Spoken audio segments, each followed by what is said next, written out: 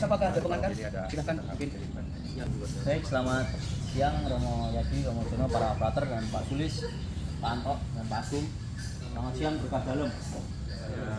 Pada kesempatan siang hari ini terima kasih atas kehadiran para frater dan Romo Jono untuk turut serta menjadi fasilitator RUPG Rumah Ibadah Tangguh Bencana. Karena Romo Yadi selama ini hanya sendiri Romo ya, jadi perlu bantuan tenaga dari para frater dan Romo untuk menjadi fasilitator ketika berbicara berkaitan dengan teologi kebencanaan. Karena teologi kebencanaan ini yang harus menyampaikan ya para Romo, frater maupun suster ya, untuk menyampaikan teologi kebencanaan, bukan awam. Jadi terima kasih kesediaan para frater dan Romo, dan juga terima kasih Romo Yadi yang telah berkenan hadir untuk memberikan pembekalan kepada kami semua. Dan waktu tempat seluruhnya saya serahkan Romo Yadi. Terima kasih. Ini kemarin yang shock covid sudah saya kira karena mungkin tapi ini kami hanya punya terbatas. Bisa yuk. Siapa yang berbahasa ini? Terima kasih banyak kesempatannya mungkin karena kita beberapa baru sekali kita perkenalan diangkat dari mana dan statusnya apa status pertama. Silakan mulai. Frater, perkenalkan nama saya Frater Yohanes. Saya calon imam Uskup Penanggung Jakarta. Sekarang saya sedang menjalankan tahun orientasi pastoral di Cibito Youth Camp. Seperti itu. Saya berasal dari Paroki Bekasi. Terima kasih. Oke, makasih. Silakan. Para Romo, perkenalkan saya Frater Jason, seangkatan dengan Frater Yo, juga tahun orientasi pastoral di Paroki Bintaro. Saya asal Paroki Kalideres. Demikian, terima kasih. Mau frater, saya Frater Albert. Sekarang menjalani studi filsafat tingkat 2 di SF Jakarta dari Serikat Yesus. Paroki asalnya dari Paroki Cilincing, Saliksik. Saya Romo Petrus, saya berasal dari Paroki Pamulang. Perkenalkan saya Frater Yubile SEY, topper di Paroki Bidara Cina, asalnya dari Palembang. Terima kasih. Saya Romo Jono, tinggal di Santo Barnabas Pamulang. Terima kasih. Terima kasih para Romo dan Frater. Subuh ini bagi saya luar biasa ya. Saya merasa banyak teman dekat berkat Romo Petrus. Kenapa sih sekarang dimunculkan teologi bencana, teologi rumah ibadah bencana?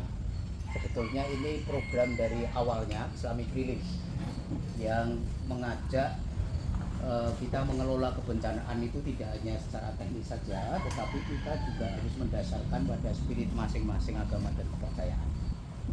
Nah, yang program yang kita mulai adalah di Paroki Cilincing. Jadi di sana sebenarnya ada banyak paket, ya, ada 13 modul itu ya. Salah satunya adalah soal perspektif kebencanaan dari masing-masing agama. Dan waktu itu memang selalu yang dua ya, lalu dari RCD hanya bukan saya waktu. Lalu kami mengajak dua frater FCY, frater Thomas, lalu yang satu adalah frater Kristo ya. Dan keduanya itu sudah mendapatkan sertifikat sebagai fasilitator ya Mas ya. Trainer. Oh malah sebagai trainer. Saya nggak memiliki itu malah, karena saya nggak memiliki itu. Jadi saya kira ini sebuah kemajuan dalam perspektif kebencanaan, baik itu pra, saat maupun pasca bencana. Sebetulnya itu dulu saya waktu di DLS memulai di Aceh. Jadi kami menerbitkan pengurangan risiko bencana dari perspektif Islam.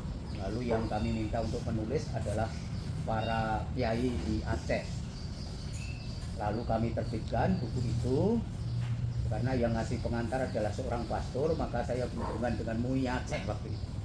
Jadi saya sempat interogasi kejaksaan dan sebagainya. Ini ngapain kok ada perspektif agama untuk melihat kebencanaan? Karena waktu itu yang terjadi ketika tsunami di Aceh, yang kami lihat itu para pendeta, para kiai, imam masjid, macam itu memahami bencana sebagai takdir. Jadi yang ya sudah kita pasrah saja. Kebanyakan perspektifnya itu. Lalu berapa kiai yang moderat kami ajak untuk memikirkan itu, tetapi lalu ada peristiwa itu. Ternyata kemudian itu dirasakan perlu, dan itu adalah saat ini. Disclaimer dulu, saya itu bukan teolog. Saya itu ya hanya lulusan teologi biasa. Jadi sebetulnya nggak layak juga untuk menulis buku ini atau merefleksikan buku ini. Maka buku ini sebetulnya bukan kajian akademis. Harapannya nanti kalau ada frater-frater atau pastor yang bisa mengembangkan lebih dalam, entah itu tesis ataupun skripsi macam itu, pasti akan lebih bagus. Maka kita berharap untuk mengajak frater-frater dan romo-romo ini nanti untuk bisa mengembangkan itu. Ini basic sekali karena basisnya adalah hanya pengalaman di buku ini. Jadi yang menulis juga awam. Jadi ada 2 romo, saya dan Romo Patris. Romo Patris itu Projo Ambon yang dulu magang di Karina. Kemudian yang lain ada suster dari LPD dan Mas Rubiraka dari Karina juga. Jadi masih sangat dikatakan masih sangat dangkal. Maka harapannya nanti bisa diperdalam lagi, dan ini bukan dokumen acuan, bukan, tapi nanti bisa para frater dan romo kembangkan. Itu ya, misalnya contoh yang sangat populer waktu itu bagaimana peristiwa Natal di Aceh waktu itu kan. Itu kalau kita mau melihatnya kan pasti sangat gampang, sangat dekat ya. Meskipun sekali lagi kita sudah mendengar atau kita sudah tahu soal teologi kebencanaan ini. Ya. Nah, memang pasti itu akan membawa suatu dampak psikologis tersendiri antara pikiran, pemahaman, dan realitas yang dialami. Entah oleh orang yang katakanlah kita relawan ataupun orang yang mengalami bencana. Kan? Pasti ketika orang yang mengalami bencana, yang belum tahu apapun tentang katakanlah teologi bencana, akan ya simpel saja melihatnya. Mungkin ini hukuman Tuhan atau ujian Tuhan atau apa. Nah, sudah banyak kelompok katakanlah atau mungkin tadi institusi di sekolah, di kantor-kantor, atau mungkin di beberapa kelompok atau lembaga agama atau mungkin rumah ibadah. Romo Petrus, ternyata ada juga yang belum dengar kan gitu. Bahkan katakanlah ini level yang seharusnya sudah dengar seharusnya. Mungkin ini bisa menjadi sebuah diskusi dan pemikiran ke depan. Barangkali ini menjadi suatu gerakan yang memang perlu didorong secara masif gitu. Bukan hanya katakanlah para trainer. Adalah awam ya. Sebetulnya ini juga cocok untuk guru agama, cocok untuk katekis, cocok untuk itu yang memfasilitasi pertemuan lingkungan itu cocok. Jadi sebenarnya targetnya ini supaya bagaimana ini tersosialisasikan ke umat. Saya setuju sekali untuk itu. Sedikit membuat pendidikan umat ya, pendidikan penyajar. Ya. Terima kasih Romo untuk ini, dan betul ini yang menjadi targetnya. Asik.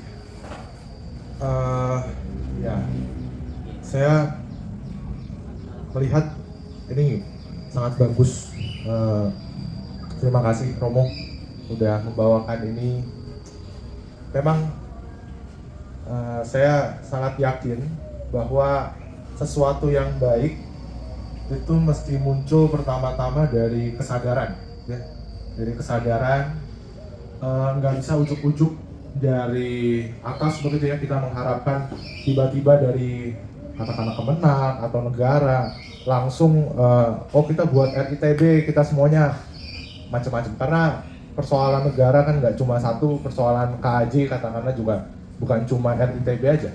Ada tentang misalnya pengungsi, refugee, itu juga jadi satu persoalan besar, perdagangan orang, segala macam. Maka kesadaran ini yang dibangun di akar rumput sangat baik untuk terus diperjuangkan. Dan sekarang berarti kalau memang ini dirasakan sebagai sebuah kebutuhan, sebagai urgensi bagi kita, apalagi kalau bisa kita berkaca di tengah kemajuan zaman begitu ya, di tengah mungkin konflik interest, dan juga di sana terjadi bencana semakin banyak. Kita melihat dampak di Sumatera, dampak di mana-mana sudah semakin banyak terjadi bencana. Lantas kalau misalnya ini memang menjadi salah satu yang penting, maka rasanya bisa diusulkan menjadi salah satu juga, kalau ini gambaran ide besar aja ya, salah satu bidang atau bahkan komisi yang diseriusi oleh Uskupan Agung Jakarta. Kalau di KAJ seperti itu, komisi. Ketika ada komisi tertentu tentu ada maksudnya. Misalnya ada komisi keadilan perdamaian, berarti KAJ punya misi khusus tentang keadilan perdamaian. Entah apa yang diperjuangkan ya. Tentu yang di dalamnya yang mesti tahu sungguh-sungguh apa yang diperjuangkan. Demikian juga ketika ada hubungan antar agama dan kemasyarakatan. Nggak mungkin KAJ mengadakan komisi itu dengan jumlah anggota. Di sini saya melihat mungkin 20-an lebih. Kalau misalnya nggak ada fungsinya, ngapain ada? Nah, demikian juga kalau misalnya memang ini menjadi penting ya, kita rasakan urgensinya bagi kita, di KAJ toolsnya di komisi. Kita kalau misalnya tentang Kemenak, kemudian negara itu urusan yang lebih jauh ya. Tapi kalau KAJ sendiri mau fokus, rasanya bisa diusulkan. Nah, pertanyaannya, apakah saat ini ada komisi yang memang sudah secara khusus membahas hal ini?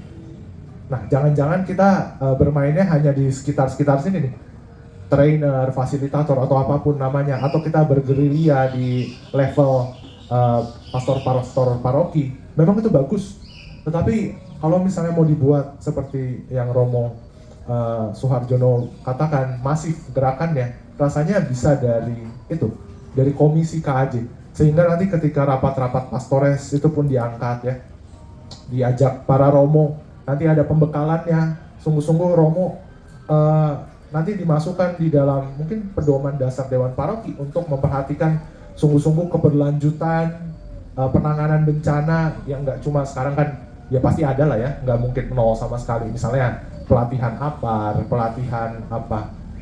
bagaimana secara AMDAL misalnya, itu pasti sudah ada. Tapi kalau ini memang mesti fokus dan ada hal-hal yang seringkali dilihat lalai, maka mungkin itu gerakannya adalah ke situ. Apakah ada komisi di KAJ yang sudah secara khusus menangani terkait RITB? Sejauh ini kalau misalnya dilihat, rasanya belum ada nama khususnya dari sekian daftar ini ya, dari liturgi, KKS, kata ketik, Komsos, Kepemudaan, Kerasulan Keluarga, Panggilan, Pengembangan PSE, Kesehatan, Pendidikan, Keadilan, Perdamaian, dan Hubungan Antar Agama dan Kemasyarakatan. Paling-paling kita mengandalkan di HAAK ini. Tetapi pun itu menurut pandangan pribadi saya ya, rasanya di sini sudah terlalu gemuk, terlalu banyak bidang yang semestinya bisa dipecah ya, bisa dipecah. Ada bidang sosial politik kemasyarakatan, hubungan antar agamanya sendiri, FKUB dan pemerintahan, kaderisasi orang muda, HAK. Rasanya komisi ini sudah terlalu gemuk. Kalau misalnya mau ada RITB begitu ya, rasanya bisa dipikirkan yang di komisi lain, apakah di keadilan perdamaian, karena berhubungan juga di situ, atau apapun ya, atau pengembangan sosial ekonomi misalnya. Tapi itu gagasan dasarnya adalah kalau ini mau menjadi diseriusi, rasanya kita perlu juga dukungan dari KAJ. Kalau ini masih berbicara dalam gereja Katolik ya, karena yang saya tahu toolsnya ya di gereja Katolik itu komisi-komisi itu yang memang bisa menjadi power resource kita untuk gerakan bersama. Kalau misalnya kita mengandalkan trainer-trainer, nanti gerakannya seperti gerilya ya bisa jalan juga. Misalnya seperti refugee, ada dari Fransiskan ya, kalau nggak salah ada gerakan itu, dari suster mana juga membela pengungsi, pasti ada ya.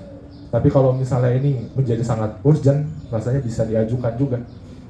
Mungkin itu nanti terkait dasar-dasarnya itu tentu bisa dikembangkan ya, tetapi secara gerakan rasanya itu jaringannya tadi saya melihat sudah dibangun dari ini ya, kesadarannya dibangun dari para pegiat kebencanaan, lalu digodok oleh Islamic Relief dengan Kemenak dan BNPB ya, mengajak begitu. Lalu sekarang ujung tombaknya adalah komunitas-komunitas. Nah, komunitas yang dimaksud ada 6 agama, yang 6 agama misalnya, juga sekolah pasti itu kan termasuk. Nah, 6 agama yang kecil bagiannya, salah satu yang kecil adalah gereja Katolik. Nah, gimana gereja Katolik ini mau gerakannya jadi solid begitu ya di bagian yang kecil ini? Rasanya itu tadi salah satu usulannya, apakah ada komisi yang secara khusus sudah menangani hal ini? Nanti setelahnya baru kita bisa bicara lebih masif lagi, dasar-dasar pembinaan segala macam. Mungkin itu ide yang terlintas begitu ya. Apakah ini juga sempat dipikirkan atau bagaimana dari kita begitu? Terima kasih. Terima kasih, luar biasa frater, itu yang saya harapkan. Jadi gagasan seperti ini, apalagi frater kan frater Keuskupan Agung Jakarta. Jadi ini yang struktural. Untuk menjawab itu terus terang belum frater. Tapi gini, dulu waktu mau sosialisasi ke Pastores tentang program ITB, karena itu dulu kami tawarkan ya ke pertemuan Pastores. Lalu saya bicara dengan Bapak Uskup. Bapak Uskup sebetulnya, Katolik belum ya? Biasanya Katolik itu yang ada di depan, kok kita malah tertinggal. Karena sebetulnya Katolik yang untuk teologi bencana itu terakhir loh, terakhir. Dan itu tanggapan Bapak Uskup begitu. Lalu Romo Adi, sekretaris itu beberapa kali menanyakan, gimana Romo setelah sosialisasi ada yang bergerak? Belum, ya sedikit-sedikit. Tapi Romo Dekanat Tangerang Selatan 2 luar biasa menggerakkan ini. Jadi kita gerakan-gerakan ini nanti kalau sudah matang kita bisa tindak lanjuti itu. Sementara ini yang soal kebencanaan memang lebih banyak ke PSC dan dengan LGD ya, karena saya kan sebagai ketua PSC dan juga LGD, maksudnya supaya nyambung juga gitu. Maka kalau ada ide seperti itu sangat bagus. Jadi secara struktural juga kita di Jakarta loh, jangan sampai kita tidak berjalan di depan gitu ya. Jakarta harus menjadi selalu barometer ya. Dan gerakan-gerakan seperti Romo Petrus itu sangat kami apresiasi, dan saya kira Bapak Uskup juga sangat apresiasi ya. Dulu kita tawarkan yang kita mulai dulu paroki-paroki yang rentan, jadi Jakarta Utara waktu itu 5 paroki kita coba survei, lalu akhirnya terpilih Cilincing karena hanya yang untuk program dari Islamic Relief itu hanya 1 paroki. Nah, diharapkan nanti LDD bersama dengan tim ini bisa mengembangkan di paroki lain. Nah, maka ini rintisan. Dan RTB sebetulnya banyak frater, ada 13 modul yang nanti kalau itu kita dalami memang jadi sebuah gerakan yang luar biasa. Jadi peran kita harapkan kita menyadarkan umat, jadi penyadaran umat itu, karena banyak juga umat kita yang belum sadar soal itu. Generosity-nya luar biasa, kita harus akui generosity-nya. Tapi kadangkala tadi reaktif responnya itu, pokoknya banjir ya sudah kita kumpulkan barang lalu kita distribusi, padahal kan tidak cukup, kadangkala itu malah merusak sebenarnya. Terima kasih sekali frater. Silakan kalau yang lain ada lagi. Setelah kami mengadakan pelatihan relawan kebencanaan kurang lebih 2 kali dan akan 3 kali sekarang ini, lalu ya kami dalam obrolan santai gitu, lalu ini kebencanaan ini mau ditempatkan di posisi mana? Karena ini juga hanya bisa menggandeng ke PSE, bisa menggandeng ke HAK, tetapi untuk struktur sendiri ini akan berdiri di mana?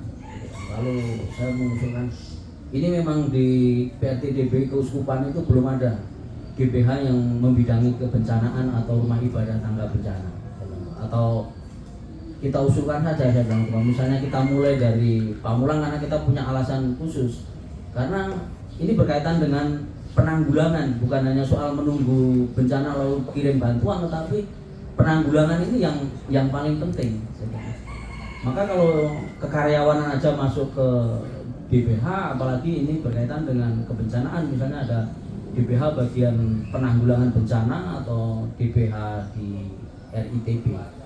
Maka kami karena perjalanan ini kayaknya akan ada penambahan struktur, itu akan saya coba ajukan di Bapak Uskup. Nanti kalau itu direstui berarti ya ada bagian kebencanaan itu menjadi bagian DPH yang berdiri sendiri.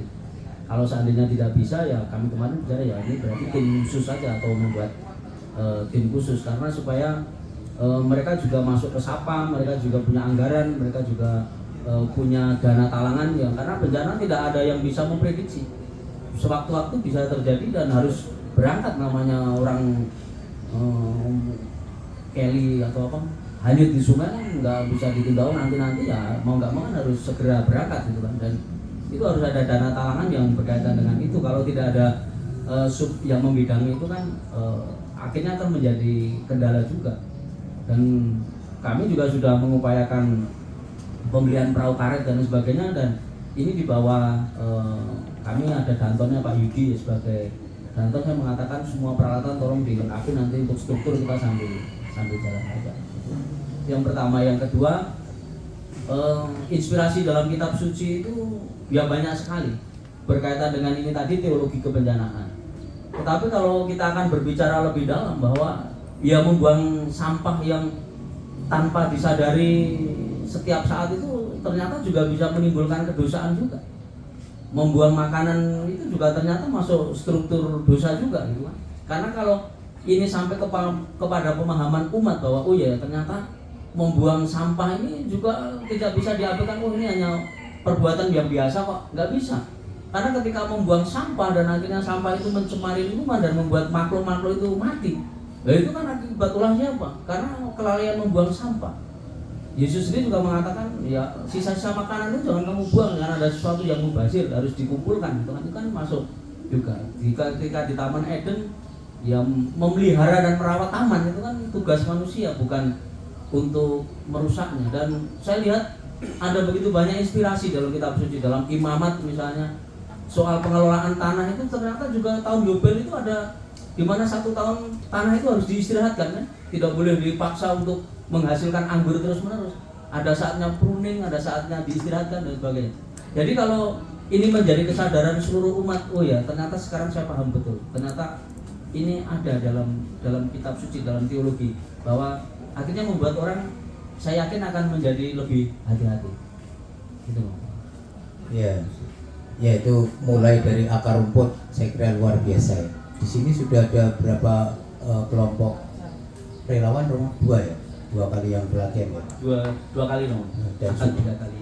Dan sudah kemana-mana, jadi ke Bekasi, pokoknya gerak cepat, dan punya perahu untuk rescue juga ya. Jadi itu kalau itu menjadi gerakan yang meluas, saya kira nanti akan sangat mudah kita mengusulkan untuk struktur itu ya. Jadi gerak dulu. Dan Frater Thomas itu sudah punya tanaman mangrove di Bumit. Jadi nanti kalau frater mau ke Bumit yang sedang didampingi oleh RTD, di sana kan soal isu lingkungan. Jadi cocok sekali untuk tahun ini. Nanti bisa kita untuk gerakan. Sudah ke sana lalu Baru ya Romo.